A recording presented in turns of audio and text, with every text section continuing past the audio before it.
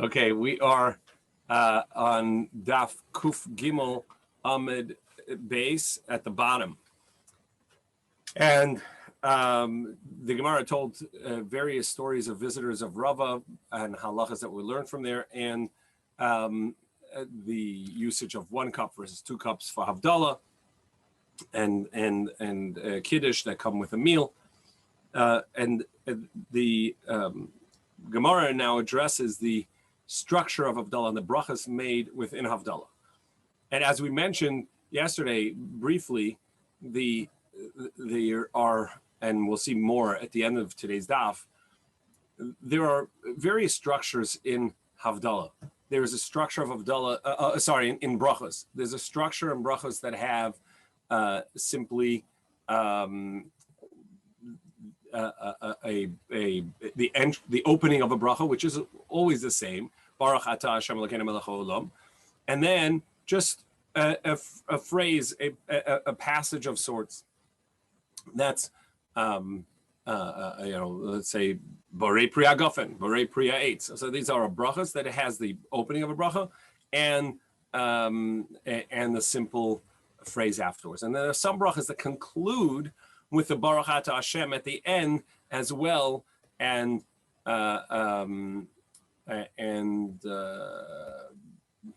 has more to it than in the structure. And Havdalah is such that it has the structure and then a conclusion as well. And in this last case, we had that he said, when he said Havdalah, he said 4 phrases. Hamavdil bein, what Hashem who differentiates between Kodesh L'chol, between holiness and mundane, bein Or L'choshech, between light and dark, bein Yisrael La'amim, between Yisrael, Bnei Yisrael and the other nations, between the 7th day and the 7 days and the 6 days of work. So so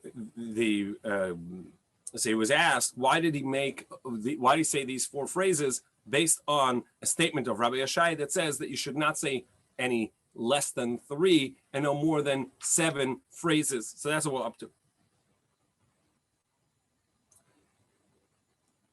So he asked him how come he said more than 1, because Rav said that Rabbi Yudanasi said only 1, and to that he said, I follow the opinion. So this is the third to last line of Gimel Amud Beis. I follow this opinion. The Amar Rabbi Lazar, Amar Rabbi Yeshaya, Hapoches leYivches Megimel.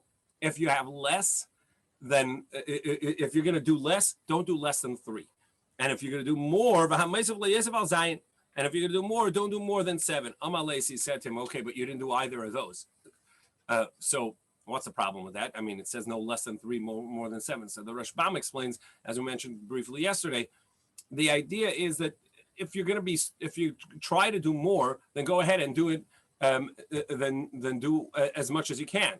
And if you're not going to do that much, so then go ahead and do just 3. Do all 7 or do just 3.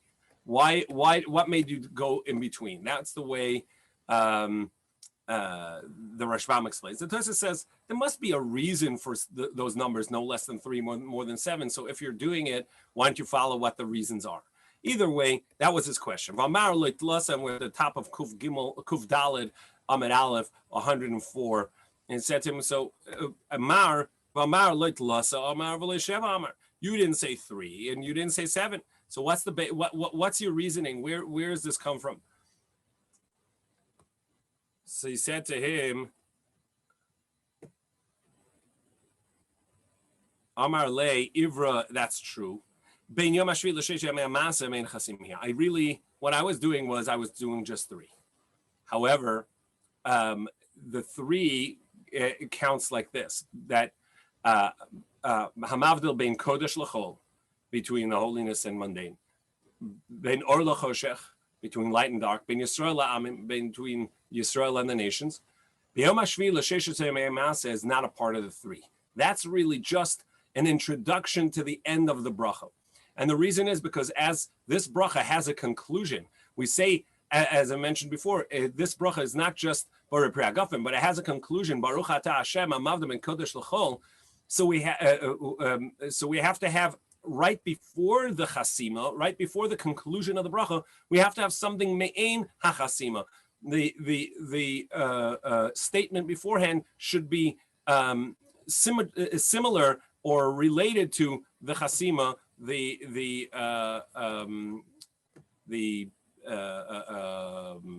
conclusion of the bracha. So he said to him, "Va'amar Rav Yehuda Amar Shmuel Amavdil tzarich sheyomer me'en chasima samech l'chasim."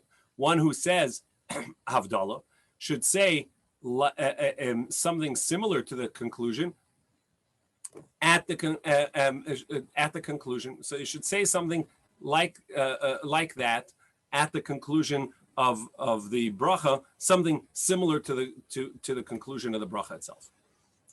So the Gemara says,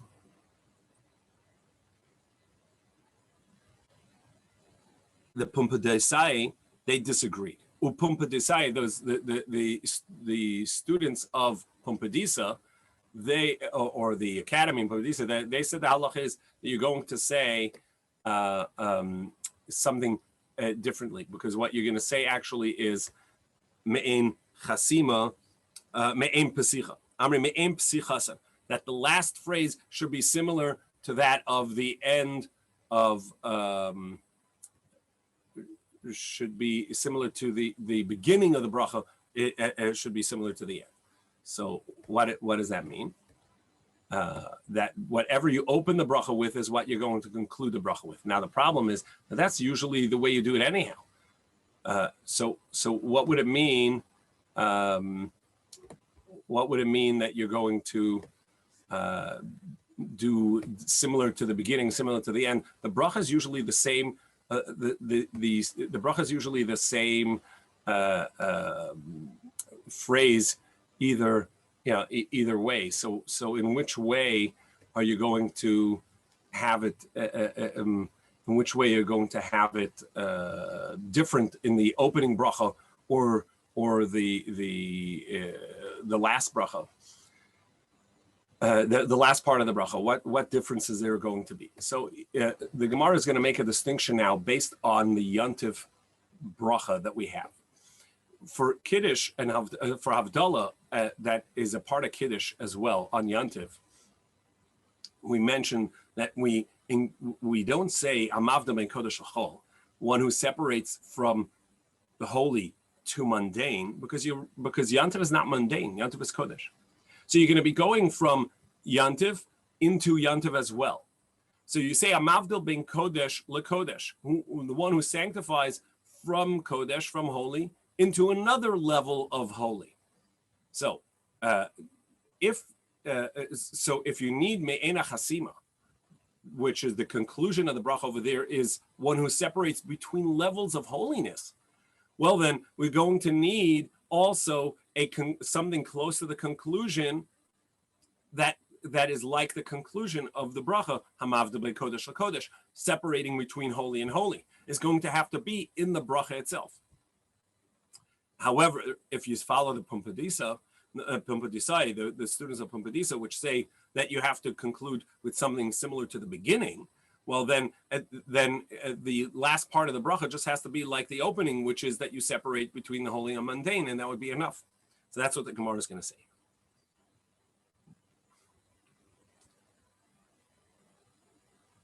My benayu. What distinction is between the two teachings?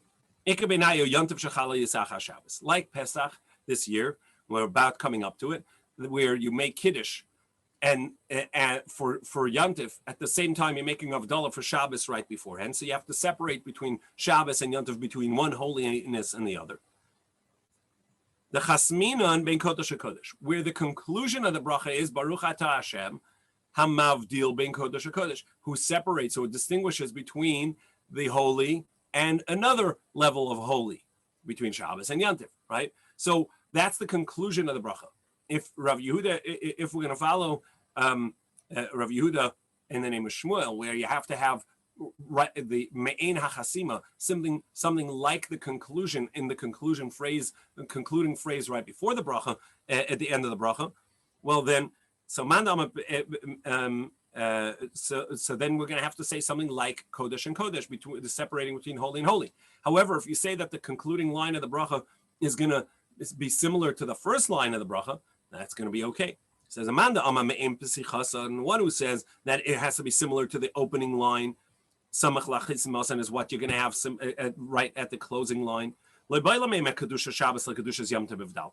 don't have to add a line into the bracha about separating between Shabbos and Yantif, because you're just saying the phrases of Hamavdim and Kodesh L'chor or L'chor Shech Yisrael La'abim is going to be sufficient, because you're just making separations of holy and mundane.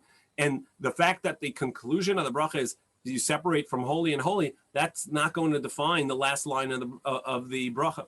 However, the way we say it, but the one who says that the concluding line of the bracha has to be similar to the actual conclusion of the bracha, Samach Lachasimasan, so right before the conclusion, you're going to have to say Ben Kedusha Shabbos, Kedusha Yom Tov Avdalta, between the holiness of Shabbos and the holiness of Yom Tov, you have concluded, and that's you have separated and distinguished, and that's what we say. So on Shabbos leading into Yom Tov, because you need me'ein hachasima samach lachasima, you need something similar to the concluding line, at close to the concluding line.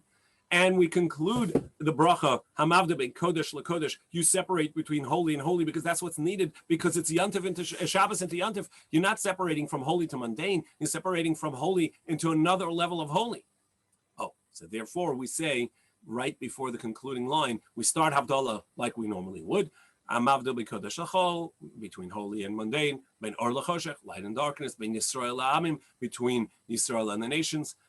And then we say, Ben Kedusha Shabbos le Kedusha Yom Tov Hivdalta, between the holiness of Shabbos and the holiness of Yantiv, you have distinguished.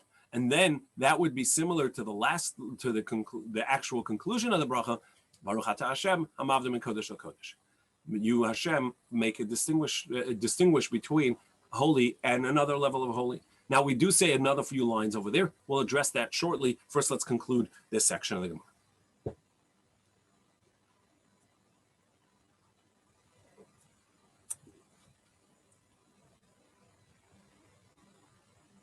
Gufa.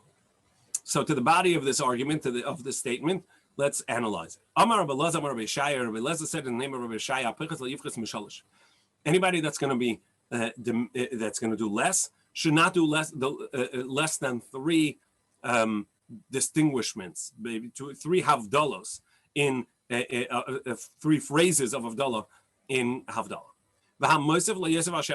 And anybody saying that wants to say more Havdalah's distinguishments, if you would, that in Havdalah, no more than 7. So we ask a contradiction. You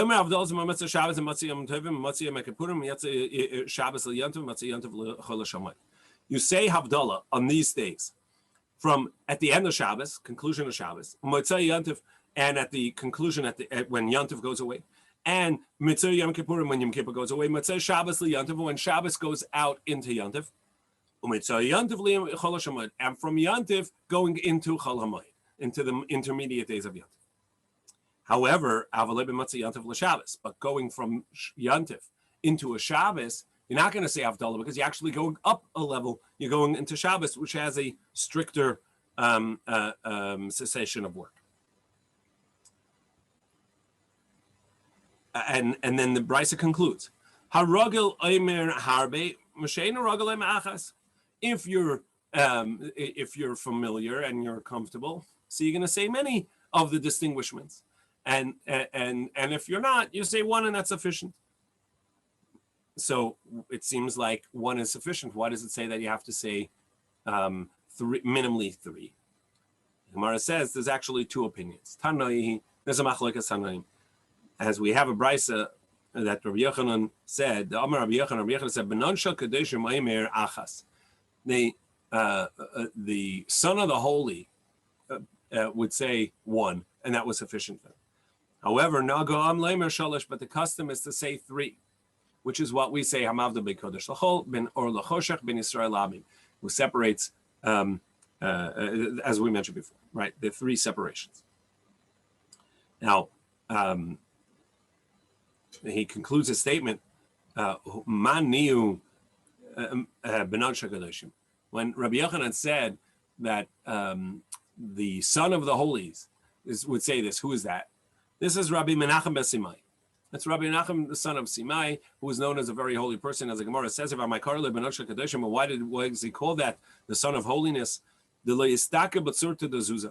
Because on the Roman coins that would have images of idols, he would look at the images. Now, even though that they weren't made for idolatry, I mean, they may represent idols, but there wasn't for idolatry. Let's go back to where we were at. I don't know where I lost you, actually. I think we were in the middle of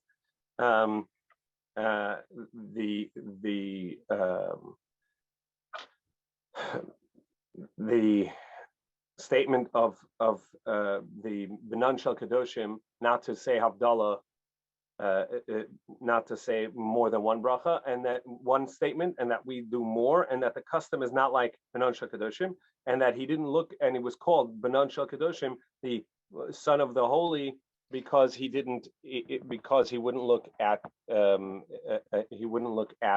coins from the Roman that had Roman images on it. Yes. Okay. Shalach le Rav Shmuel bar Idi Chananya achi. Shmuel bar Idi made a statement that Chananya, my brother, Omer achas, he would say one. But the halacha is not like that. They wouldn't just say that. We don't just say one. That whoever does make statements in regards to the distinctions and that Hashem made in the world, he would mention those that are in the Torah, which are the ones that we're going to mention in a moment. So we ask a question. Say the Havdalah Seichim, that the Brisa says, what's the order of the distinctions that he's going to say based on this? Who separates between holy and the mundane, and that's something that we have in the Torah.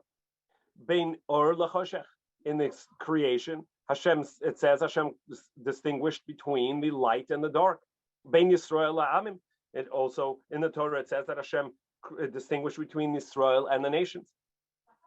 Bein Yom HaShavi'i l'Sheish Yemei HaMasa, between the seventh day Shabbos and the 6 days of creation. Bein Tamei l'Tohor, between that which is Tamei and Tahor. With the Torah in defining some animals as Tahor and some as Tamei, the Torah said that Hashem made a distinction lahavdil bein hatamei bein hator, bein hayam lacharava, between the water and the dry land, bein hamayim elyonim l'mayim tachtonim, between the upper waters and the lower waters, bein kahanim l'leviim v'Yisraelim, between kahanim and leviim and Yisraelim. V'chosem, and the Brisa says the conclusion of the bracha is v'soder habereshis. You blessed you Hashem, who organized the creation from the start. Others say, you are the one who formed creation from the start. Rabbi Yossi, the son of Rabbi Yehuda, he said that the conclusion of the bracha that you say is, who sanctified Yisrael. Now, and what it says, if it has to be distinctions that are made in the Torah itself, it doesn't say in the Torah anywhere a separation between sea and water. Doesn't say that distinction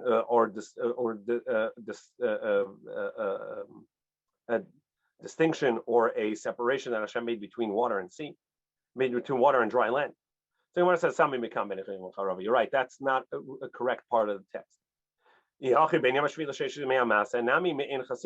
Well, then we don't have seven, because the conclusion of the bracha, which is that Hashem distinguished between Shabbos, the seventh day, and the 6 days of work. That's just the part of the conclusion of the bracha, as we mentioned earlier.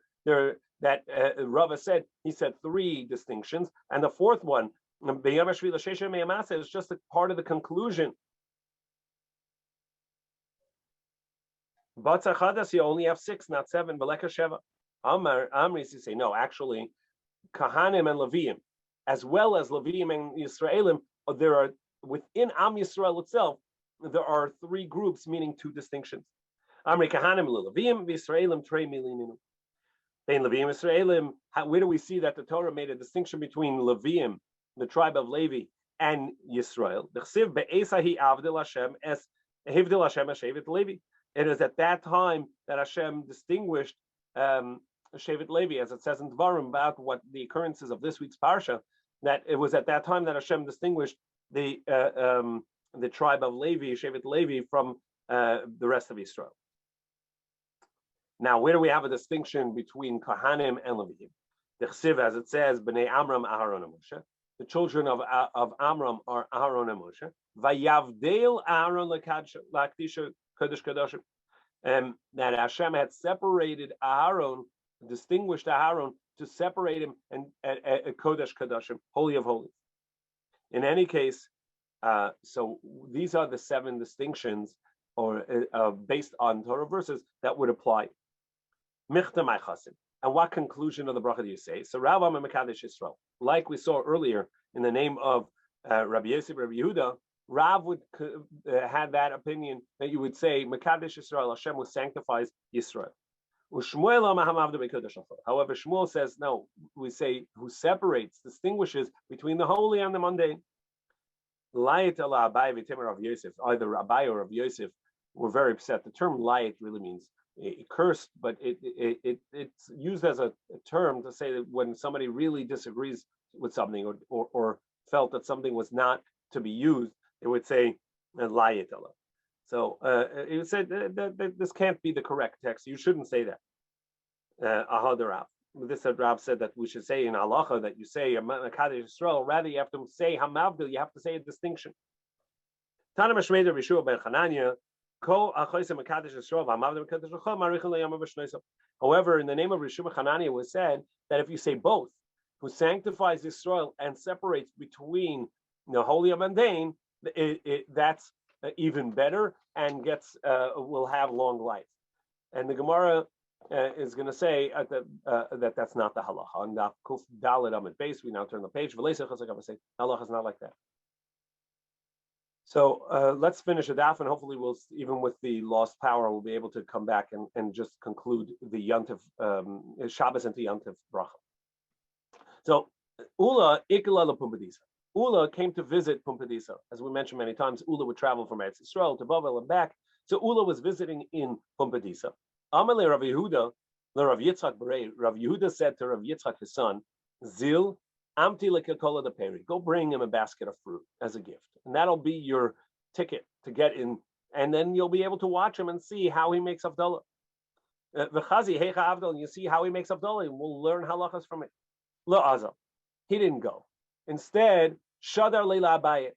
Rav Yitzchak, the son of Rav Yehuda, sent Abaye and said, hey, my father wants to know how he makes Ula makes Avdallah. Why don't you go up and check? Ki asa Abaye, when Abaye came back, Amar le Hechi Amar. So Rav Yitzchak said to him, how did he say Avdallah? All he said was, blessed are you, Hashem, Master of the universe, who separates between holy and mundane. Vasula, and he didn't say anything else. Rav Yitzchak came back to his father, Rav Yehuda. And he said, oh, so what did he say? I actually didn't go myself. I sent Abaye to go check it out. And he said to me, he said, who separates between the holy and the mundane. It is your haughtiness or your leadership, and your lack of taking direction. It is led for you, my teacher, and he's calling his own son my teacher. He said, "Look, it's great, but but now you're not going to be the teacher to quote this. People are going to quote Abaye in halacha. They're not going to quote you. So let's leave it at that for now and take a moment to jump back to the Havdalah. In Havdalah, we said that there are opinions that say one separation is sufficient. There are opinions that say you need multiple separations in order to define, in order to say it, minimally 3, maximum 7, and they are all the distinctions that the Torah itself makes. Says Havdalah, says a separation or a distinction made by Hashem. The way we normally say Havdalah, we say the minimum 3. Hamavdil ben Kodesh lechol, ben Or lechoshev, ben Yisrael Amen, between holy and mundane, between light and darkness, and Yisrael and the nations. And then there's another halacha, which is you say me'ena chasima, samach lachasimasa, something that's similar to the conclusion at the conclusion of the bracha. And the conclusion in halacha we say hamavdil ben kodesh lachol, who separates between holy and mundane. And therefore, right before that we say that you separate bein yom hashavi l'sheshet yamei between the 7th day and the 6 days, because we want to say between holy and mundane. So that's the separation that we say. Now, on Yantif, we can't say that, because on Yantif, we say Hamavda Bekodesh LeKodesh, because you're not going to mundane, you go into another Kodesh. So we say Hamavda Bekodesh LeKodesh. So immediately prior, you have to be talking about separation between holy and holy.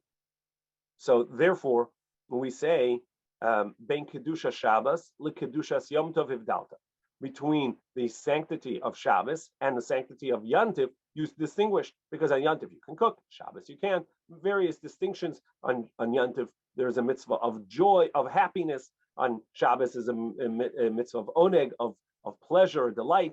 There are halachic differences between those. However, we continue in the text as well. We said you separated, distinguished between the sanctity of Shabbos and the sanctity of Yantif. We can make Kedusha Shabbos like Kedusha Yom Tov of Dalta.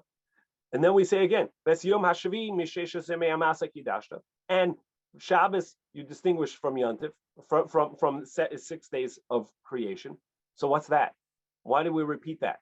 So Tosfos explains, we repeat that because we say even in Yantif itself, there's a distinction between the Yantif and Shabbos days versus the Chol HaMoed, the intermediate days of Yantif, where you're allowed to work. That's Sheshes Yemei Amasa, you're allowed to work with limits. There has to be there are criteria for working, but there is malacha allowed. So that's another distinction. And then we also say Hivdalta v'kidashta es amcha Yisrael b'kedushasecha.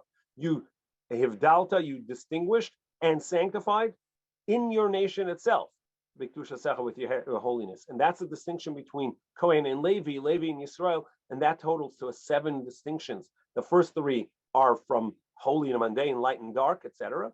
And then the last 4 are from sanctity to sanctity, and that's the me'en chasima, that's similar to the conclusion, and that's the conclusion of the bracha that we say Baruch Atah Hashem, ben Amavdil ben Kodesh LeKodesh, who distinguishes between the holy and the holy. So in just a couple of weeks, when we say at the Seder, the first night, we're going to say the Havdalah, the Yak Nahaz that we learned about yesterday. You say in the Havdalah, in the Kiddush, you're going to say Havdalah. We're going to have these extra words, these other 4 phrases of distinction between something holy and another level of holiness itself. Back to Kuf Dalet Amud Beis, the last few lines of the Daf, 104b.